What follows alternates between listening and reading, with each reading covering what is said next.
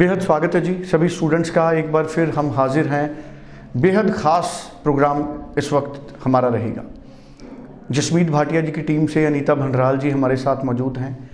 आमतौर पे बहुत सारे स्टूडेंट्स हैं, उनको इस बात का पता नहीं लगता कि क्या उनका कोर्स रेलेवेंट है। जब रिफ्यूज़ल आती है तो बहुत सारे स्टूडेंट उसके बाद ये जानने की कोशिश करते हैं कि अगर उनका कोर्स रेलेवेंट नहीं था तो दिक्कत क्या थी।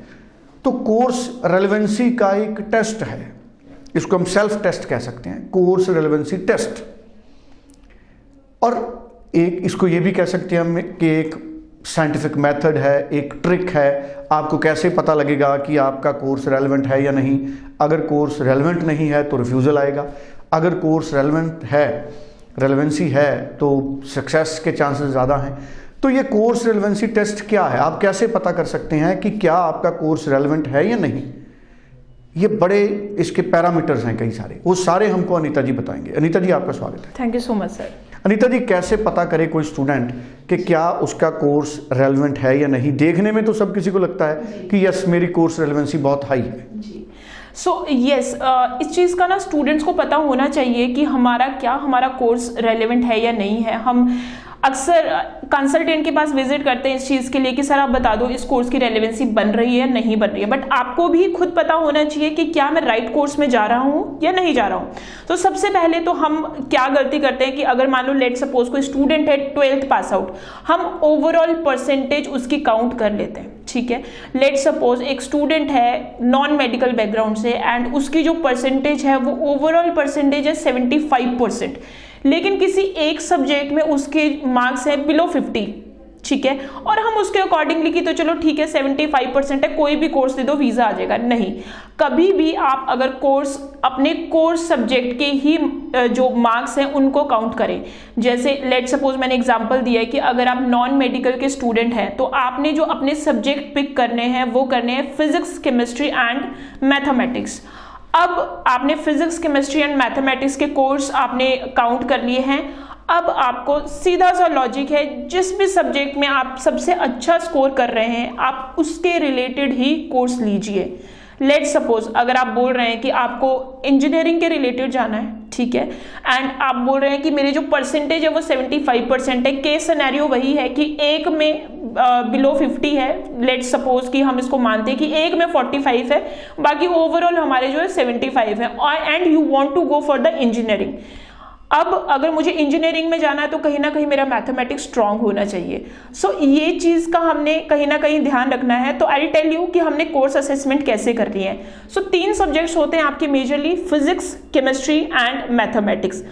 अगर आप कंप्यूटर के रिलेटेड कोई भी कोर्स करना चाहते हैं या इंजीनियरिंग के रिलेटेड कोई भी कोर्स करना चाहते हैं, हमारे पास फेमस कोर्सेज जो कनाडा में आते हैं वो ये आते हैं: computer engineering, mechanical engineering, electrical engineering, या फिर कंप्यूटर के रिलेटेड मैं बात करूँ तो हमारे पास आता है कंप्यूटर प्रोग्रामर।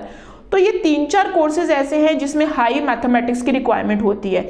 इन कोर्सेज में आप तभी जाएं अगर आपके मैथमेटिक्स में 65% एंड अबव हैं। पहली चीज़। अब अगर आप बोलते हो कि लेट सपोज आपके मार्क्स नहीं है मैथमेटिक्स में, आपके किसी में कम है and still you want to apply for the computer related courses, उस चीज़ में ट्रिक आपका ये होगा कि लेट सपोज आपके जो मार्क्स हैं वो 55 to 60% के बीच में कहीं पे फॉल करते हैं, लेकिन बाकी के जितने भी सब्जेक्ट्स हैं उसमें सही है। Still you want to go for the computer related program, then opt for computer system technician, क्योंकि जहाँ पे इंजीनियरिंग एंड प्रोग्रामर आ जाता है वहाँ पे हाई एंड आपका न्यूमेरिकल पार्ट एंड कोडिंग ज़्यादा हो जाती है। तो इसमें कहीं ना कहीं हाई मैथमेटिक्स की रिक्वायरमेंट रहती है। तो अगर आपका कहीं 55 to 60% है तो always go for the computer system technician related programs. अब अगर हम सिर्फ वीज़ा पर्सपेक्टिव से देखें तो मेरी यही सजेशन रहती है कि अगर आपका मैथ थोड़ा सा लो है तो always prefer the courses related to physics and chemistry. अब मैं एग्जांपल बता देती हूँ कि फिजिक्स के रिलेटेड कौन से कोर्सेज रहते हैं। लेट सपोज कई बार प्रोफाइल आ जाती है कि मैथ में बहुत ज़्यादा स्कोर नहीं है लेकिन फिजिक्स में बहुत अच्छे स्कोर है, then you can go for the motive power technician, automobile related courses. अगर आप बोलते हो कि नहीं हम मेरे किसी में मार्क्स अच्छे नहीं है, बस मेरे तो केमिस्ट्री में बहुत अच्छे हैं, then the program is chemical lab technician. So हमेशा इन शॉर्ट यही है कि जिसमें भी आपके नंबर ज़्यादा है, हमने वो पर्टिकुलर सब्जेक्ट उठाना है और उस पर्टिकुलर सब्जेक्ट के रिलेटेड हमने कोर्सेज सर्च करने हैं। और कनाडा में सबसे बढ़िया चीज़ यही है कि जो भी आपने पढ़ रखा है ना इंडिया में, उसके रिलेटेड कोर्स की स्पेशलाइजेशन वहाँ पे ज़रूर होगी। मे बी अगर आपने केमिस्ट्री पढ़ रखा है तो वहाँ पे केमिस्ट्री नहीं होगा, it would be chemical lab technician. आपने फिजिक्स पढ़ रखा है, ये फिजिक्स डिप्लोमा इन फिजिक्स नहीं होगा, it can be electrical engineering, it can be mechanical, it can be motive power technician. लेकिन क्योंकि आपने वो सब्जेक्ट पढ़ रखा है, आप उसको रिलेट कर लोगे, आप डॉट्स को इजीली कनेक्ट कर सकते हो। तो ये एक सबसे बेसिक चीज़ है कभी भी किसी भी कोर्स को सेलेक्ट करते हुए।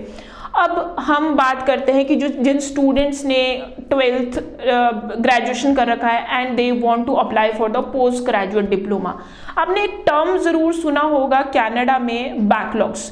तो जब भी आप कनाडा में अप्लाई करें, आपका जो बैकलॉग यानी कि जो हमारी सप्ली होती है ना, उस चीज़ का हमें पता होना चाहिए हमारे कौन से क्वालिफिकेशन में। लेट सपोज अगर मैंने बीटेक किया है तो आपका जो बैकलॉग सर्टिफिकेट है at the time of application बिल्कुल रेडी रहना चाहिए। अब इसमें भी एक छोटी सी चीज़ है कि अगर आपने 3 ईयर का ग्रेजुएशन किया है then your backlog should be 6, यानी कि 1 साल में 2, 3 साल हुआ तो 6। अगर आपने बीटेक किया है, 4 साल की डिग्री की है, then your backlog should be maximum आपका 8 होना चाहिए, 8 से ऊपर नहीं होना चाहिए। बिकॉज मैक्सिमम कॉलेजेस की जो एंट्री रिक्वायरमेंट है वो यही एक्सेप्ट करते हैं कि अगर 3 ईयर की डिग्री है तो आपके 6 से ज़्यादा बैकलॉग नहीं होने चाहिए, और अगर 4 साल की डिग्री है तो 8 से ज़्यादा नहीं होने चाहिए। जब भी आप अप्लाई कर रहे हैं एप्लीकेशन, और अगर आपकी कोई सप्ली थी तो मेक श्योर आप बैकलॉग सर्टिफिकेट ज़रूर कलेक्ट करवा लें। तो ये चीज़ है, कहीं ना कहीं स्टूडेंट्स इस चीज़ को मिस कर जाते हैं। बिल्कुल जी, तो ये पूरा आपको मेथड बताया अनीता जी ने। आपको कोई भी कन्फ्यूज़न है अपनी एप्लीकेशन को लेके, आपने रीअप्लाई करना है, आपको फ्रेश एप्लीकेशन अप्लाई करनी है, तो आप 90413 90412 पे संपर्क कर सकते हैं, व्हाट्सएप कर सकते हैं, अपॉइंटमेंट बना के मिल सकते हैं, जसमीत भाटिया जी से, अनीता जी से मिल सकते हैं, और ईमेल कर सकते हैं info@landmarkimmigration.com। Thank you so much Anita. Thank you so much sir.